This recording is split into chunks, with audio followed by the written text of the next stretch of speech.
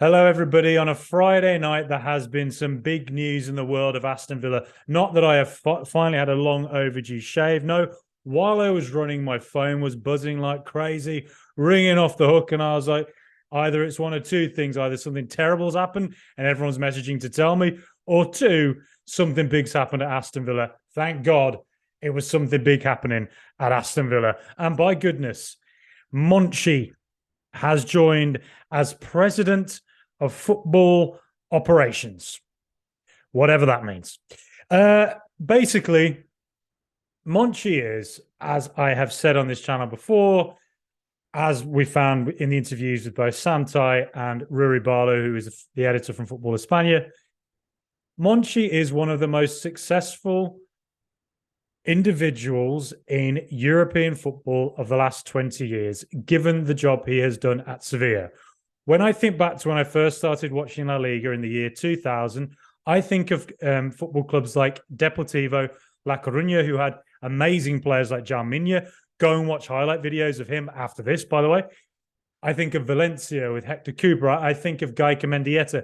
I think of Real Madrid and Roberto Carlos and Raúl and Guti and Zinedine Zidane later. And then Barcelona with Louis van Gaal and all these. So, all that stuff I remember, but I don't remember Sevilla. Do you know why? Because they were in the second division of Spanish football. So, yes, but historically, they had normally been a team that was in the top league, but they'd fallen down into the second division, right?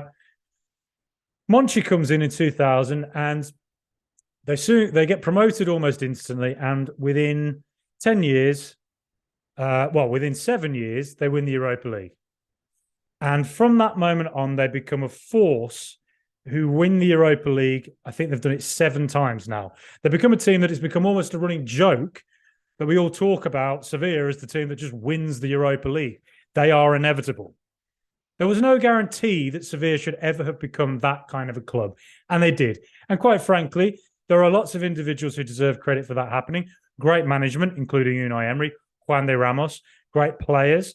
But at the end of the day, one constant really in all that success was Monchi. As their sporting director, he revolutionized their youth team, their youth development, brought through players like Jesus Navas, the late, great Jose Antonio Reyes, Diego Capel, another player I remember. More recent times, Brian Hill, a really technically gifted player. And then on top of that, signings that they made. So signing players that, you could sell on for massive, transfer fees later on. That includes, iconic players like the Brazilian Dani Alves, got him from Bahia in Brazil. That includes players like Adriano, not the Inter Adriano, who we all know, but the Adriano who was, I think, a fullback, played in Pep Guardiola's Barcelona, another fantastic player who I remember. Just lots and lots of Ivan Rakitic, another player who got for about 2 million euros from German football, who came in and became such a key player for Sevilla to this day, actually, and also later Barcelona. Just so many players that you can run through. And then obviously working in close conjunction with Unai Emery for 3 years. And in those 3 years, they won the Europa League 3 times in a row. How can you not be excited that those two people are working together again at Aston Villa? You have to be. Now, what I like about it is that the board have clearly given the keys to the castle to Unai Emery and want to make it as comfortable as possible for him to be as successful as he possibly can be at Aston Villa. And they are putting the things in place behind the scenes to ensure that what he wants or what his ambitions are, behind the scenes, everything is set up so that he can come as close as he possibly can to achieving that in an extremely competitive Premier League. Everything has to be right in the Premier League, to be honest, to get any success in it, because there's so many teams with such huge financial firepower, nation state clubs and the like, who it's really difficult to compete with. But the thing is, they're not perfect every year, all of them. And the opportunities will be there for Villa to get trophies, to get Europe, and maybe even get, Champions League, and maybe do things that shock the world. Leicester have won the FA Cup and the Premier League in the last 6 years. Tottenham have regularly been in the top 2, 3, Champions League final. Why can Villa not dare to dream of these things?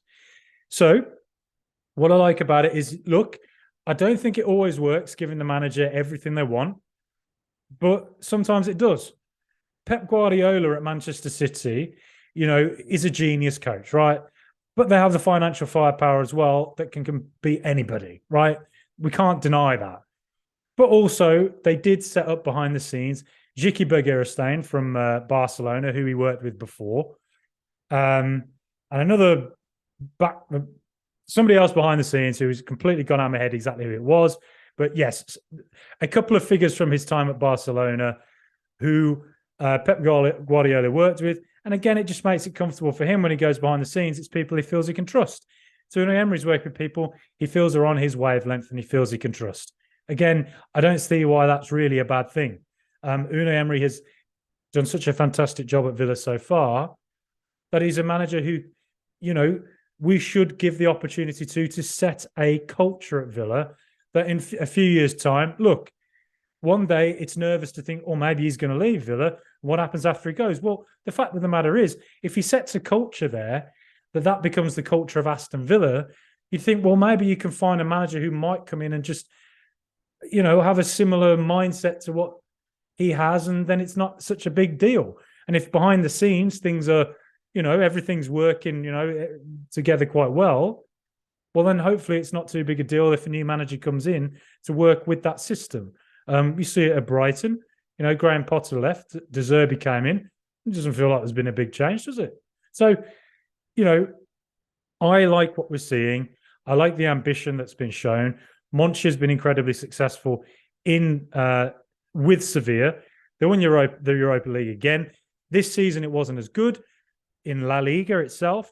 They did struggle, but at the same time, he did then bring in a few players. Kind of, Loic Bardet from Nottingham Forest, didn't play a minute there, came in, became a key player in their run to the Europa League. Lucas Ocampos, he brought back from Ajax, had a horrible time at Ajax, came back, had a great time at Sevilla again. Montiel, the Argentina player who scored the winning penalty for Argentina in the World Cup final, scored the winning penalty in the Europa League. Again, he's still showing signs that he's got it, I think. Now, the one time he's been out of Sevilla was when he went to Roma, right? In 2017 to 19. It didn't work, right? He made a bad signing to start with in Javier Pastore, 29 years of age, 5-year contract, big money. That's not really what he does normally, Monchi. Normally he signs younger players that he can then sell on for bigger fees later on in their career. So it's quite surprising to think Pastore was the first player brought in at Roma, right? Now, Roma is a club that has its own unique, culture. It has its own unique setup. And maybe he went in there and it just wasn't really, it just wasn't the wavelength. And, look at Unai Emery himself. He went to Moscow for a bit and it didn't work. It just, sometimes you go to clubs and the culture just you don't fit in. And, yes, he made mistakes there, though he did sign Zaniolo, who turned out to be a good signing for them. Alex Kolarov turned out to be a decent signing. He signed Robin Olsen to replace Alisson. And right now that looks like a terrible decision because Olsen's obviously not done well at Villa. But at the time, Olsen as the Sweden #1 goalkeeper, perhaps there was a sign that actually he could have gone on and been a really good keeper. And we've seen it before with goalkeepers where, take someone like Joe Hart, who just had a couple of bad games and he really fell off the boil, didn't he? Never quite got it back. And, people laugh at Joe Hart, but for a long time, he was a fantastic goalkeeper. Sometimes it just, it's a tough position. It's a lonely position being a goalkeeper. So I think lay off Olsen. Look, and I really hope he can get back to it. But I think you can't say, you can't ignore that it went wrong at Roma, and he himself said that he made mistakes. But I'm willing to say that maybe Roma is a very unique environment, right? The club of Francesco Totti, basically. Villa, I think going to Villa, he will have the advantage that he didn't have at Roma, where he's going to work with Unai Emery, a manager he's worked with before. Behind the scenes as well, it's set up Damien Villigani. Apologies for the pronunciation if that's wrong. I will endeavour to find out exactly how that's pronounced. He's assuming the role of Director of Football Operations. He's already been working alongside Unai Emery to manage day-to-day football operations. And Vidagani will support Monchi in his responsibilities. I'm taking this from the Villa website. He'll support Monchi in his responsibilities and provide a link between the football organisation and to the rest of the club's functions. So again, it's getting the cogs working behind the scenes, getting a structure in place so that if, worst comes to worst, and Real Madrid wanted to get Unai Emery and for some reason he couldn't turn it down. I'm not saying that's going to happen, but if, imagine if, let's just say, devil's advocate, it did. The situation behind the scenes is that he could come in and there's a structure in place for somebody to come in and work with, that it's not too big a deal, right?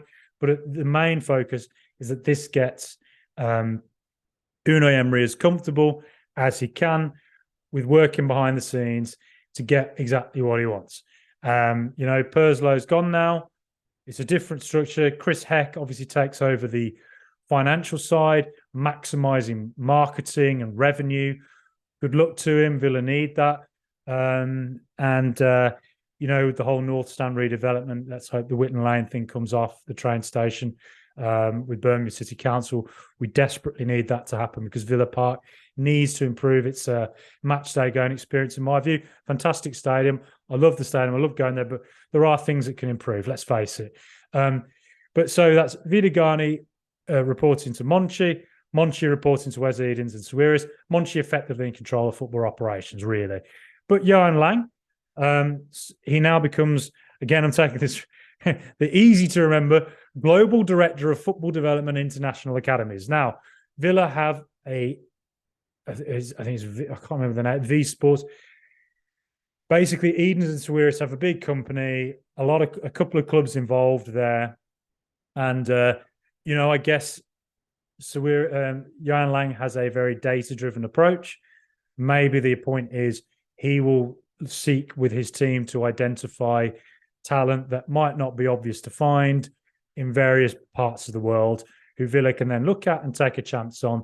And maybe they'll come into the U team or come in and maybe, like a Yon Duran, a player that we don't know too much about still, really. But somebody they've identified as maybe has a huge upside potential with what they've seen in the data. But you'd think with Monchi, maybe he can immediately, he starts work in July. Maybe he can immediately work with Emery because the two of them have that knowledge of La Liga. Maybe sweating a bit here, getting hot and bothered. Maybe they can work together on identifying targets in La Liga. Let's face it, that's the market they know, who they think can improve Aston Villa. So plenty more to come this summer. I think ultimately, he did a fantastic job at Sevilla. He's a big name. If you told me a couple of years ago that Monchi was going to be joining Aston Villa as his next club, as effectively a president of football operations, I'd have been laughing at you. I'd have been amazed at that. I'd have been amazed if you told me Unai Emery would be manager a couple of years ago. And here we are. It's fantastic. Behind the scenes, the ambition's there. The owners have been there almost as long as Randy Lerner was when Randy Lerner stopped investing in sort of 2010, 2011. They're there now, and there's no signs that they're stopping investing. There's signs here that they have real ambition for the long haul, which is good and exciting. And it's an exciting time to be an Aston Villa fan. I'm not saying every signing Monchi will make will work. It won't. There will be. That's just the nature of his role. But I'm confident in seeing how he has performed at Sevilla to believe that he tends to hit more than he misses. That's the way I'd put it. Every reason to be excited by this. Good luck to Unai Emery, top manager, Professor Unai. He's sitting there right now, and he's sitting there in his cinema room watching every Newcastle game, preparing for the first day of the season. He knows what he's doing. He ain't sitting around playing Legend of Zelda, as I say. He's watching Newcastle. He's watching it all. I'm sure they're working hard on identifying targets. Exciting times. It might be quiet with Villa now for a couple of weeks. We'll see.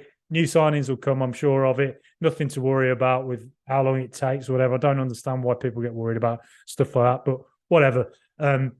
Exciting times to be an Aston Villa fan. I love this football club. I love doing this podcast. Please like and subscribe. Up the mighty Villa, up Unai Emery, and welcome Monchi up the Villa.